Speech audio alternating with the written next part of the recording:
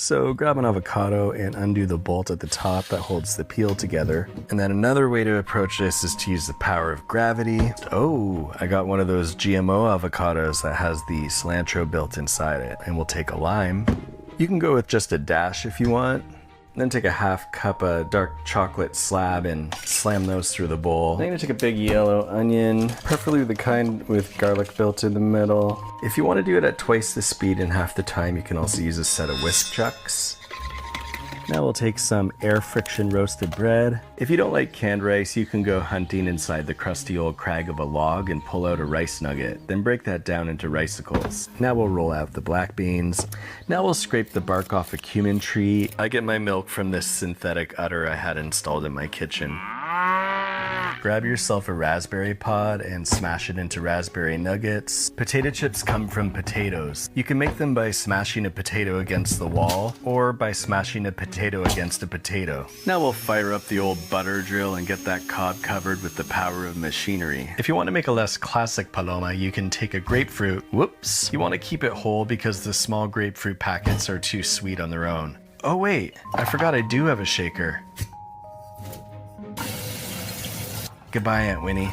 Crack 2 eggs in a bowl, and if you drop in a piece of the shell, you can get it out with another piece of shell, or with 9 forks, or with a pair of eggshell tweezers. You can also get a piece of shell out by using the gravitational pull of a bigger piece of shell. If you bought crustless bread, you can always attach crusts with the power of gravity. If you have strong walls and want to save time, you can also smash off the potato crust. Also make sure you shuffle them before putting them in the water so they don't taste predictable. When you're pressing the dough around the edges like this, make sure you haven't committed a crime recently because your fingerprints will be all over it. And make sure you take any loose change or keys out of the pocket before eating. Classic flavors of rosemary and a pinch of thyme.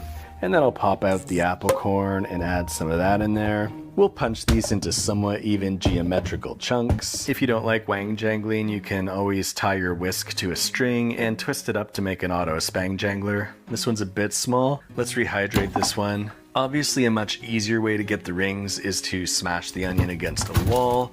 Make sure to remove the layer of scotch tape that keeps the onion rings together. Now we'll light some candles, take a piece of bread, and toast it the old-fashioned way. And then we'll just smash that into crumbs, and then those go into a bowl. If you're gonna make a lot of these, you might want to consider investing in a battering ram. By the way, this recipe's inside my book.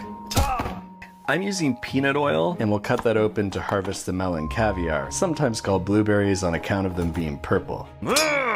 You never want to let your chef's knife think it's the boss of the kitchen. Then test to see if it's a ball based on whether or not it will bounce. Yep, that's a ball. And if you want to look stylish and approachable when you're out on the town, feel free to wear a cinnamon bun. And if you accidentally made a cinnamon roll, just spray it with some holy water. It's with a can of evaporated milk. Whoops. Alright, let's get that back together. Now take your broken wooden dagger and if you don't like holding things and you don't have a stand mixer, you can make a duct tape mixer instead. You can hold the cheese with a fork if you have a fear of touching cheese. You can use elbow macaroni, or in a pinch you can take some macaroni string and twist it into the right shape. For this I captured a wild scallion.